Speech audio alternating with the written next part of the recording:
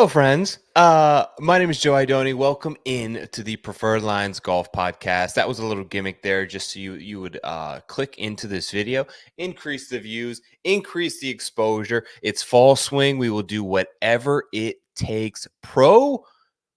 I think I was calling it Procure. It's Procure Championship going down this week in Napa. Let's hit it.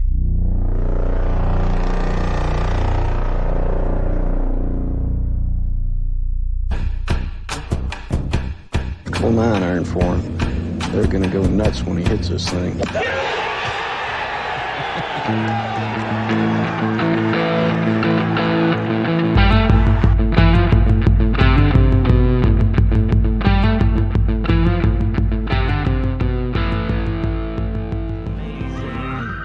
Yesterday's price is not today's price. Yo. 10 days feels like an eternity. The offseason, the longest offseason in all of sports is over.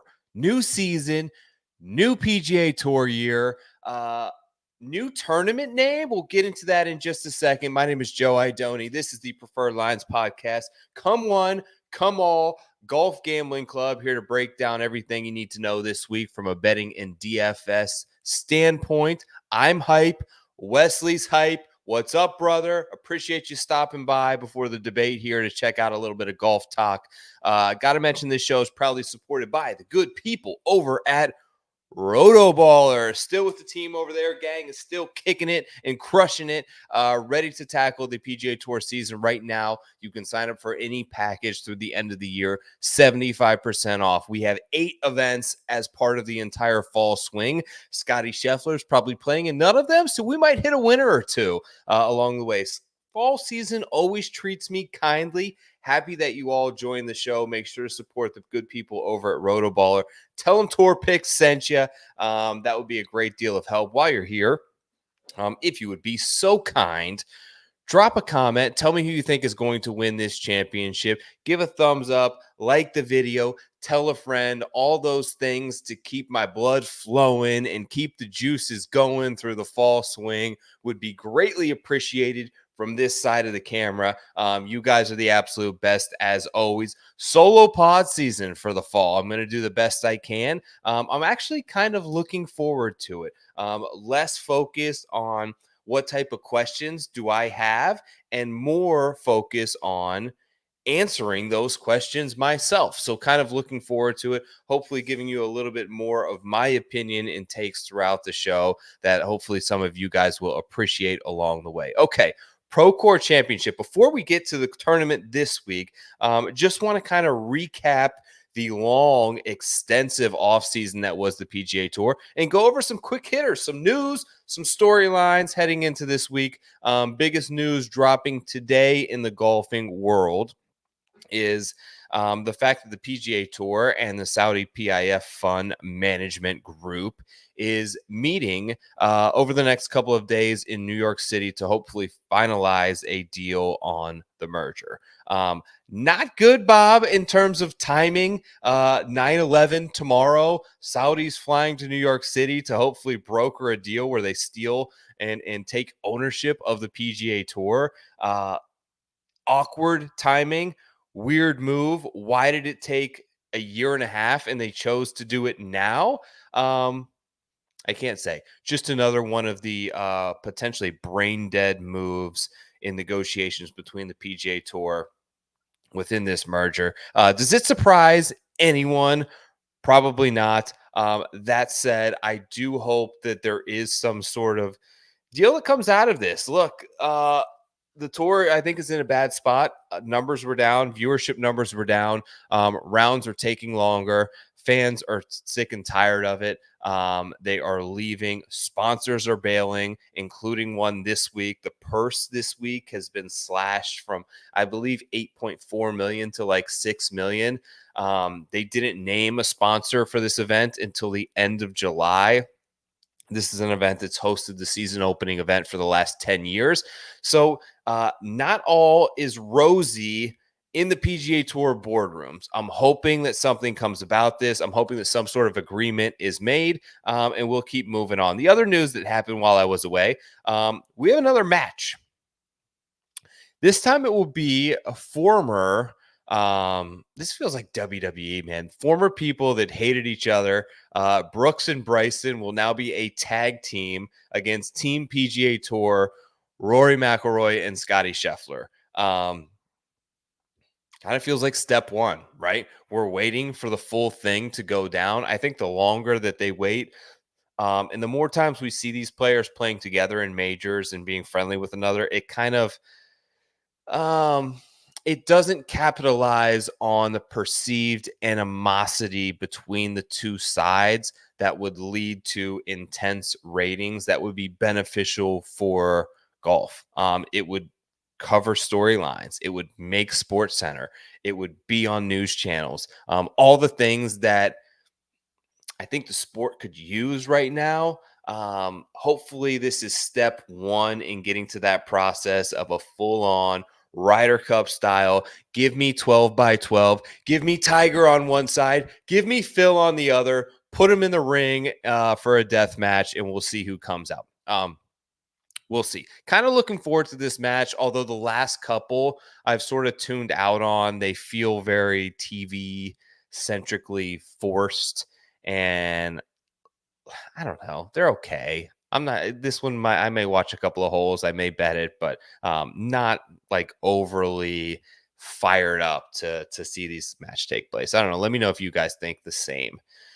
Joaquin Neiman in the news again, complaining once again. This time that he apparently didn't understand any of the terms of the deal when he signed with Liv. Like, look, you knew there was no OWGR points. You knew there was no way to qualify for any of the majors that you're likely left out of. You knew that you forego the opportunity to play in a President's Cup in the future. And you kind of made your bed, bud. So just quit complaining about it. Like, we're over it. You made a lot of money. You're a great player. You've still found a way to qualify for many of these majors. I appreciate your efforts in doing so and playing very well, and your willingness to think outside the box to find ways into these events. But complaining in the media once again about a decision that you made ain't it, bud. Get over yourself, Neiman. It's time. 1 week off season, like I mentioned, like, what are we really doing here, PGA Tour, in a way? Could we not push this thing back 3 weeks? The NFL just started. You're going to go up against NFL Week 2 with the Procure Championship in Napa. It's so outrageously brain dead from a strategic standpoint that I don't get it. Once again, like, how many times can I regurgitate the same take regarding some of the leadership and decision making from the PGA Tour to give these guys 10 days off? You just crowned a season-long champion. Things worked out how they were supposed to. You got Scotty Scheffler holding the little steel flat putter that you wanted. That's how you wanted the season to end. Let it lie. Give the boys a little breather. Give the fans a little breather. Give everyone. Like, sometimes less is more. Sometimes a little time away can rekindle a little flame, and you get that thing back popping off for the next season. But 10 days ain't it. We could use a little breather. That said, fired up to talk about it. Okay.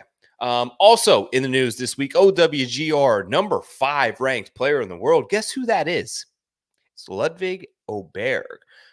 Amazing that this guy, despite winning anything but the RSM Classic, and basically kind of shitting the bed the last half of the season with an injury, has decided to undergo surgery on the left knee, torn meniscus that he's been dealing with basically since, I believe, like post Masters. Around that time it happened. Does intend to play in the fall.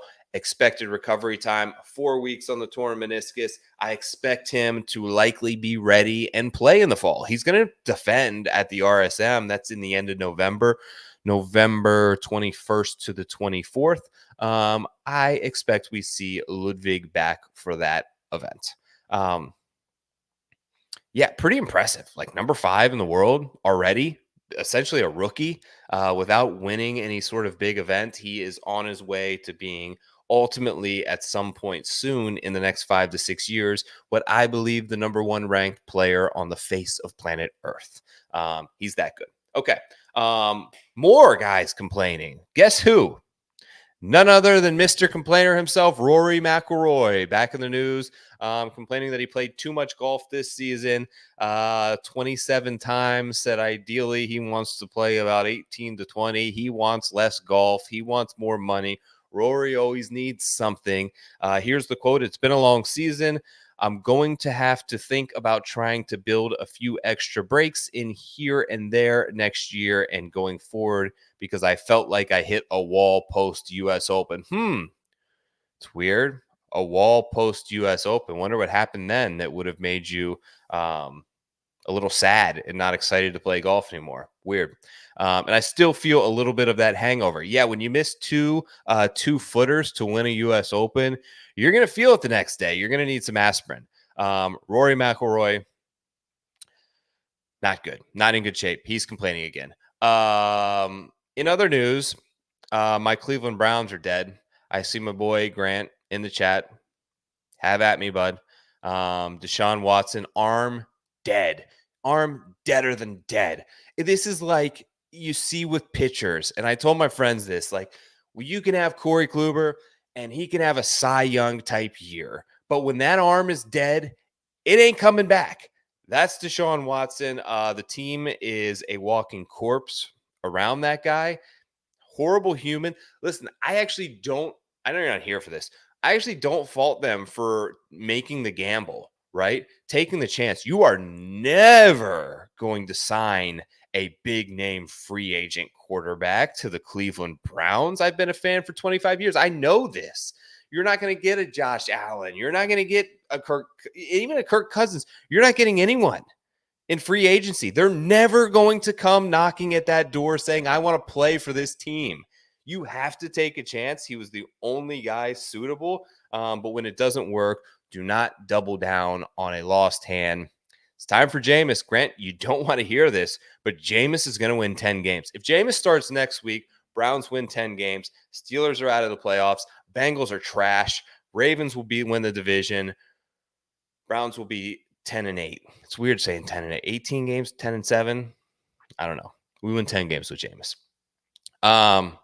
Okay, let's talk some golf. We have the Procure Championship, fifth sponsor in 10 years for this event. Same course, same venue, new name. Intro to Silverado Resort, founded in the 1960s. Original RTJ design out there as wine culture began to influence the Napa region of California and make this a destination. Guess what comes next? Resorts. That's what this was. 14 years ago, however, ex-PGA Tour player and colorful commentator Johnny Miller decided to purchase the course. He lengthened it. He added some trees to protect some dog legs. He reshaped some greens. He added some undulations in hope to make this a more challenging venue in hopes of one day appealing and hosting a PGA Tour event. That's now happened for the last decade. It worked. Good job, Johnny.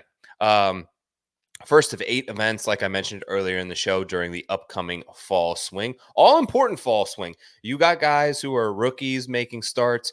Soon you will have Korn Ferry Tour graduates. You have guys who were on the bubble last year. A lot of them showed up. We have sort of a surprisingly strong field. Some specs on the course. Par 72, 7,123 yards. That is outrageously short by PGA Tour standards. You have 9 par 4s. Half the holes are par 4s under 436 yards. Effectively, that is a pitching wedge hole for every player in the field. Maybe a 9-iron, maybe an 8-iron if they lay back with like 4-iron off the tee. It's not challenging whatsoever, but there is some difficulty when you get to the greens here. All POA / bent grass. pretty traditional by most California standards. Hence the reason there is a certain comfort zone with native California players playing really well here. I think 6 of the last 8 winners have been from California at this event. Max Homa went back to back. Brendan Steele went back to back.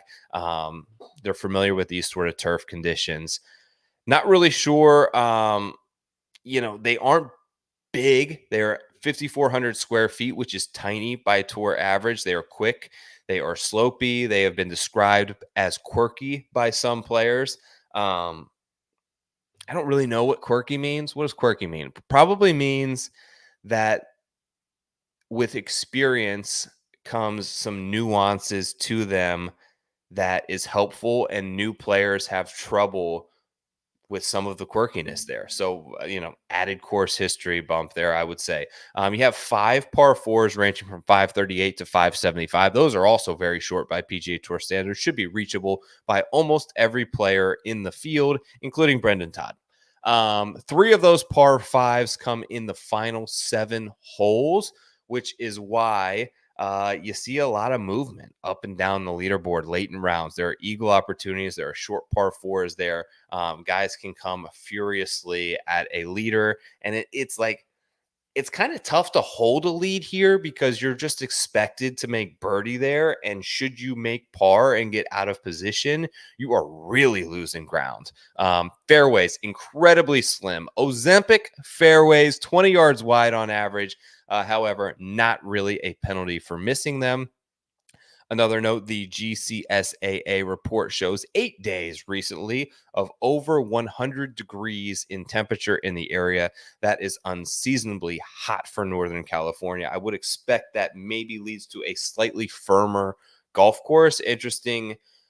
Will be interesting to see how that may impact play and decision making off the tee. All in all, I don't necessarily see any stat that I'm like, this is extremely correlated to success here. I think anyone can compete. None of the major stat categories rank inside my top 5 in terms of stat to course correlation.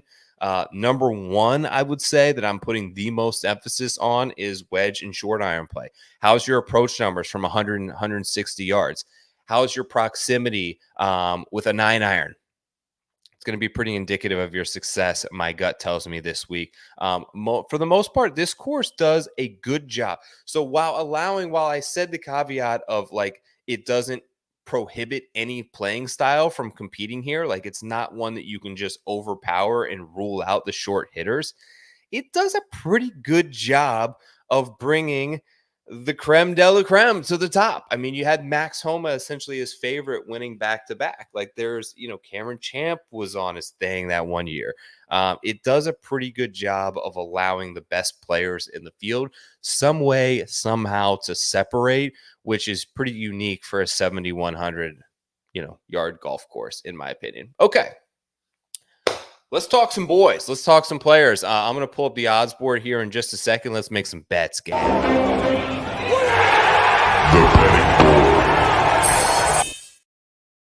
All right, rather than bring up the odds checker grid, I am bringing up a website called Bet the Number. BetTheNumberGolf.com is a terrific resource founded by my good friends over at Tour Junkies. I think that it is probably my favorite one in terms of model building, because along with your particular stat model that you're able to run, which you see my categories are pretty limited here. I've got 1, 2, 3, 4, 5, 6, 7 of them. It will also show you their last 5 tournaments results, as you see here, Thigala, 3rd at the Tour Championship. And it will also show you their last 5 years of course history. Thigala also defending champion at this event. So it gives you a lot of information, I think, all in one place. The colors make it pretty easily digestible. I like the dark background. I use a lot of them. Full disclosure, I do use Fantasy National. I do use my boy RickRunGood.com. I use them for different elements and try to pick and choose my favorite parts of each. But for the purpose of this segment, I'm going to go with BTN. All right. Let's talk about the top of the board.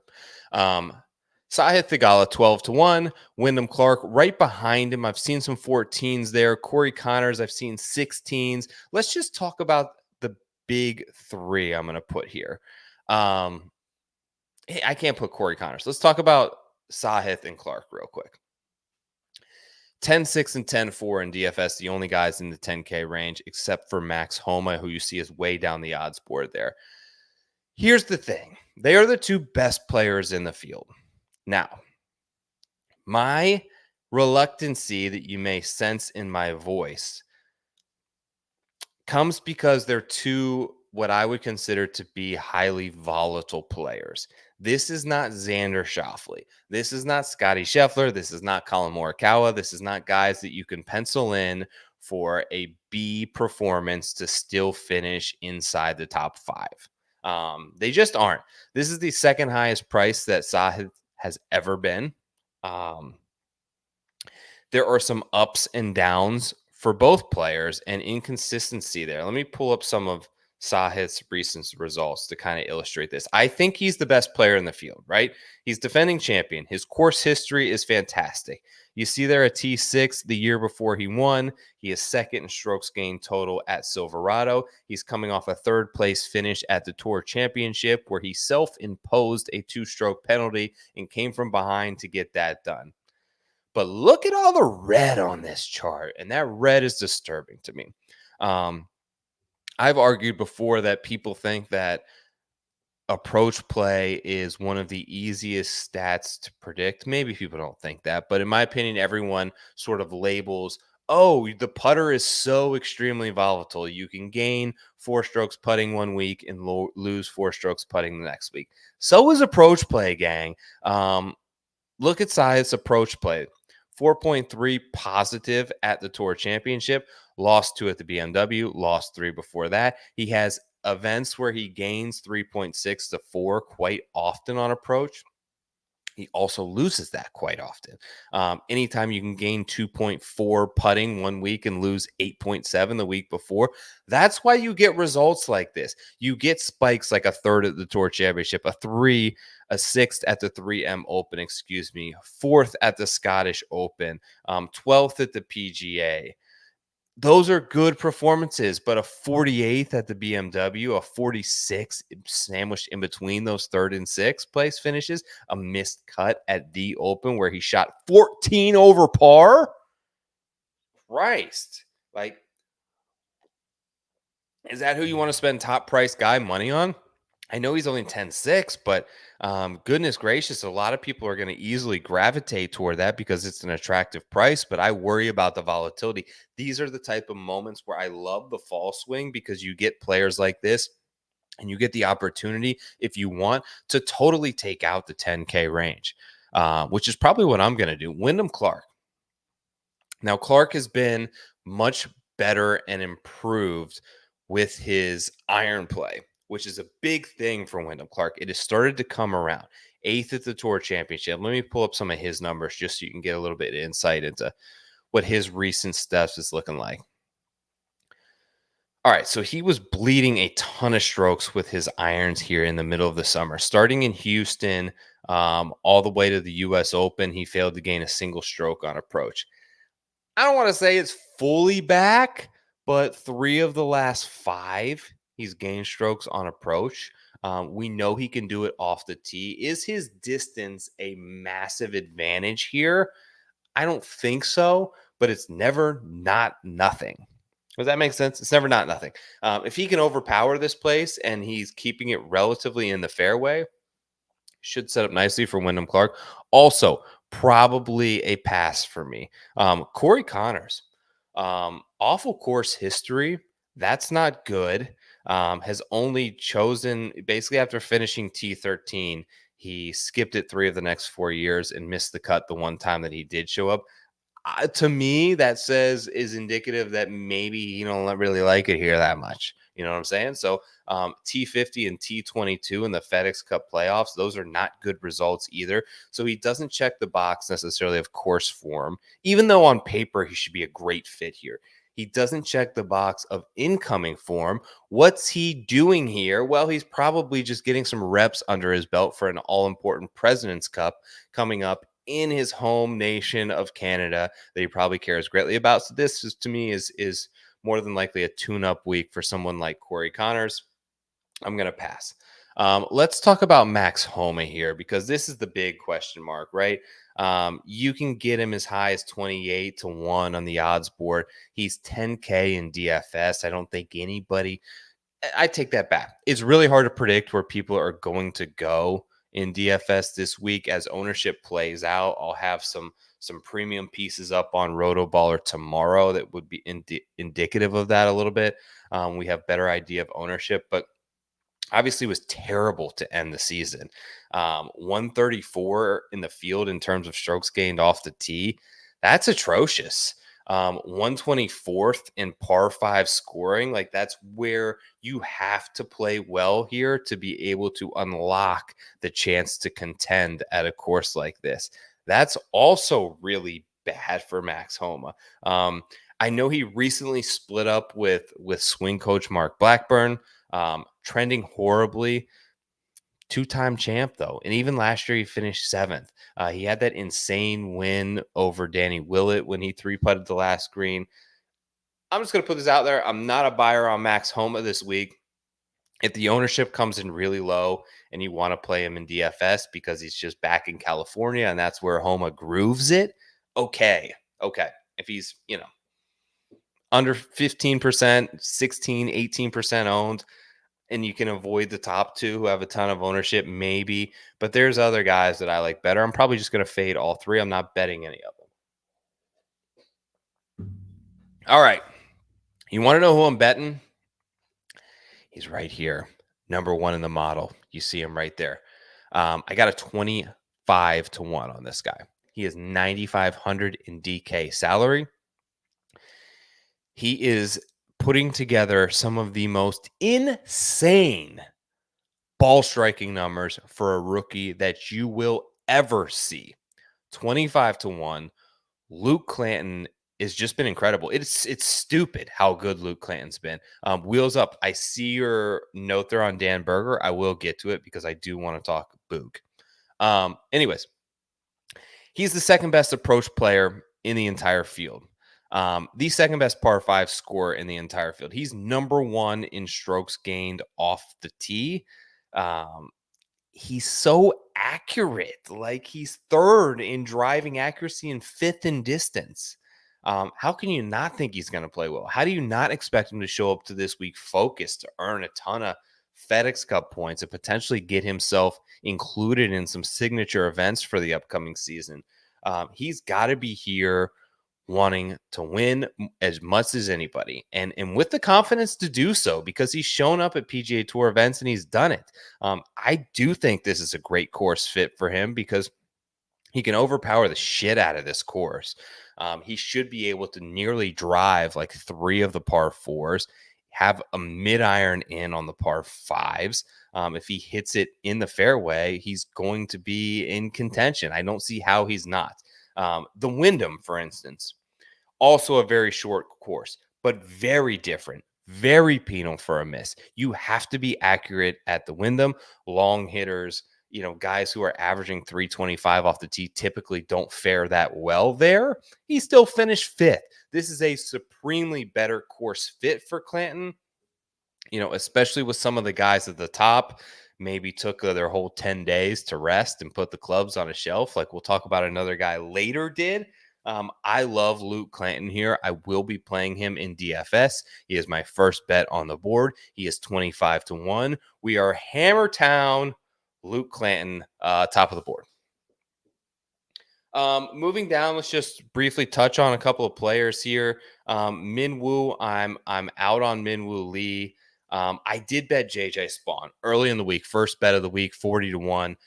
You see the numbers trending 9th, 3rd coming in. He plays great here. He's typically very comfortable in California. His approach play has been definitely back on the uptick. JJ Spawn was the first play of the week. Now I see he's gotten insanely popular. Would I advise still taking him now at 28 or 30 to 1? Probably not. Min Woo's an interesting one. So let's look at like the case of Min Woo versus Keith Mitchell here. From a DK standpoint. All right. I think ownership comes in pretty level on these two. People always play Keith Mitchell. I'm usually one of those people. $9,300 salary versus $9,200 salary. I think Minwoo is a much better play here than Keith Mitchell, and here's why. He's actually better off the tee than Keith Mitchell. You see here he's ranked 4th in the field versus 12th. That's kind of both of their strength. He's longer. They're equally as accurate off the tee. They both hit roughly like 58% of fairways. Minwoo's a little bit longer. Where Minwoo really sort of, his weakness is his approach play that you see there. 101 versus Mitchell is 6. I think that is a little bit deceiving this week, and here's exactly why. That's factoring in a lot of long iron play, which Minwoo Lee is not good at. You're barely going to hit any of those clubs this week. Now, you look at 100 to 160 yards, and this is all approach shots. This is from the fairway and the rough. Minwoo's twice as good, 47th. So you see a massive jump in approach play for a guy like Minwoo Lee when you get him to a pitching wedge range, and you see a massive decline in a player like Keith Mitchell when you get him to that exact same range. He's actually quite proficient with those clubs. I think that some of those, if you're looking on a wholesale, what is all the approach numbers? Obviously, Keith is going to look much better, but when you focus in on the zones that are most important this week, the advantage there goes to Minwoo Lee. I think that, you look at the difference.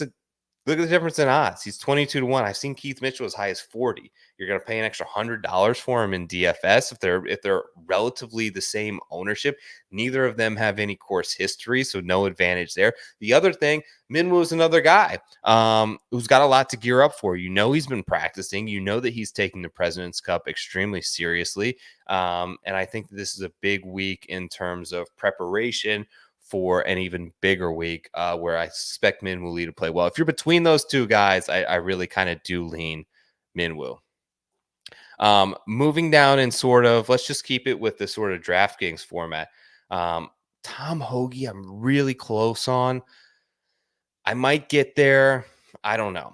Eric Cole, I'm not going to play, but I can see the reason why people will play him. Starting to turn back into form, played good here last year. I think I'm going to pass on Cole, and I'm going to be one of the suckers who have bet Bo Hostler. Took 45 to 1 on Bo. Let's talk about him. All right, let me pull up his thing. Let's talk about him because I don't want to bet Bo Hostler, but I'm in this position where I feel like it's a good play, and I've got to explain myself why. 4 consecutive top 30s at this event, by the way, for Bo Hostler. So he's always played well here. But if you look, I want to highlight this. Here's his Fortinet. 16, 25th, 30th coming in. It had another name before that, but he was also in the top 30. Just trust me there. Look what he's doing. He's putting it well. We expect Bo Hostler to putt well. He's a great putter. Chipping it great. It's kind of what the path that Sahith led him to victory here last year. A bit surprising. You would not think in a birdie fest that around the green game really, matters, because if you're missing a ton of greens, you're probably not going to play well. It does matter here. These greens are small. You got to be able to get yourself up and down. And a lot of times that around the green game is where you're going to get your birdies. It's where you're going to get your par fives, where you're going to get a lot of the short par fours. Very good at that. He sucked off the tee here. Minus 3.6, minus 4.7, minus 3.2 the last 3 years. Now, let's zoom back out. Clearly, the weakness of Bo Hostler's game is his off the tee. Always has been. What's he doing lately? Well, it's getting better. 4 consecutive events, gaining strokes off the tee. When you look historically and you go down, you're going to see a ton of red on Bo Hostler off the tee. Inconsistencies, a ton of red. Something's clicking at the moment off the tee. 12th at the Wyndham. The results kind of are what they are for a guy like Bo, but he's going to putt it well. He's got good course history. He plays good on short courses. He plays good in California. He's got a comfort zone here, and he's getting better off the tee, which positive sign for me. Chan Kim rated out really well in my model. Top 4. Approach numbers, fantastic. He's scoring on par 5s. He's not long, but he's managing to score on the par 5s. Another guy who's dominating the par 5s. Mac Meisner, 12th at the Wyndham, just like Chan Kim, playing pretty well leading up to that. Has a pretty good all-around game. Also, unlike Chan Kim, Meisner is a very good putter. 12th in the field versus Kim is 121st. I like him at 8K flat. I think he's a nice little plug and play there. Have found him upwards of 60 to 1. So I'm kind of between playing someone like Meisner and maybe another guy to pair with Bo, maybe a Svensson even. I really like him on short courses, or going like Tom Hoagie. Hoagie just feels like the value play, right? He made the Tour Championship. How many guys in the field have made the Tour Championship? 1, 2, 3. He's one of 3 players in the field who made the Tour Championship last year, and that's without even really sniffing a victory. I don't think he had any finish better than 4th, and he still managed to get himself to Eastlake, and now he's 40 to 1 to win the Procore. I think I just talked myself into a little bit of Tom Hoagie. Okay. Moving down the odds board slightly, like, do I have any long shots that I really love here? Let me see. 7K range. Kuchar's there. Vegas is there. Obviously, Vegas got us the big win during the fall. Matty Schmid has had some good performances here. Here's where it gets interesting, and I think there's a play here. $7,500. People are going to gravitate toward this number because they always do in DFS. I don't know why. It's a very attractive price. And we've got good players. You've got Thorpe. He's going to get some love. I don't love the fit. He's going to get some love. Patrick Fishburne, he's going to get some love. Talk about a guy off the tee who's been absolutely dominant, Fishburne. And then he had a great finish at the 3M. I think he finished 3rd at the Barracuda, which is in this same sort of region as well. So Fishburne playing very well. The one that I like at 7,500, and people may go there, but I think because you got guys like Fishburne, you've got Bridgman, you've got Lauer, you've got Shipley, you've got Thorpe. It's going to deter a lot of the ownership on this player. I like Andrew Putnam, 7,500. I don't think he's highly owned. He's a solid pivot option. He hits his wedges incredibly well. Look at his numbers here. Strokes gain approach last 24 rounds total 79th. Strokes gain approach in all lies from 100 to 160 yards. The number 1 player in the field, Putnam. We know he's a great putter. He's got some solid course history here at the past. Top 25 in strokes gained total at Silverado. 80 to 1 Putnam's on the card. Will probably be going there in DFS as well. Seen some love on Gary Woodland. Here we go. Here's Daniel Berger. What do we think about Daniel Berger? 23rd in 2019 the last time. Top 10 in strokes gained at Silverado. That's a good sign. We know he's a really good around the green player, as the stats would sort of bear out. How did he sort of end his season? Let's see old Boog here. Currently $299 in the OWGR. My boy needs some FedEx Cup points. 45th at the Wyndham is not good. Withdrew at the Barracuda. I hope that wasn't injury related. Missed 4 out of his last 6 cuts, and there was a withdrawal in there, so only 1 cut made of 45th. 21st at Pinehurst. That came out of nowhere. I don't know, Wheels Up. To answer your question, I do think there's a bit of upside there with Daniel Berger that may not be possessed by other players at 7,300. Do I think he has a better chance of playing well than Webb Simpson or Cameron Champ? Yeah, I do. Or Gary Woodland. I don't know. I like Gary a little bit better. He's still 29th in my model, which isn't bad comparatively to a lot of these other players. I'm not going to bet Berger. I'm probably not going to top 20 him, but if you're looking for a guy at the end of your lineup, may not be a bad option. I'm going to wrap things up here in a couple minutes. I know you guys want to get to the debate. Okay, moving down the board, Neesmith, interesting one to me. 9th at the 3M. He had a good performance at, I think, the ISCO where he made the playoff. It's a little bit interesting to me as well. SH Kim, second in a 36 tier, number one in strokes gained at Silverado, number one in par 5 average. That seems like it has to be a little bit of a flaw, but he's 7K flat, 150 to 1. Those are the type of numbers that you look for at a guy 150 to 1. 42nd in your stat model, good course history, playing really well on par 5s, which is ultra important here. Nice number. Here's Chesson. Chesson's doing it with the putter. He's doing it with his approach play. He's doing it with his wedge play. He's done it here in the past. You start to get to this range, guys, and this is where at this point, you start to get these ugliness of these PGA Tour fields. I don't see anything that is really jumping off that I love. Here's Ches 11th in my stat model. Roger Sloan 6th. Number one around the green. What's Sloan doing, dude? People say I look like Roger Sloan. 10th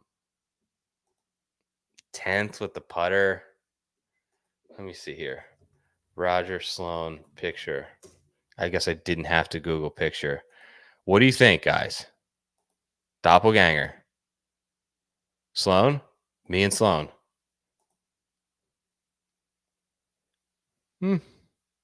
I guess. Yeah, kind of works. All right.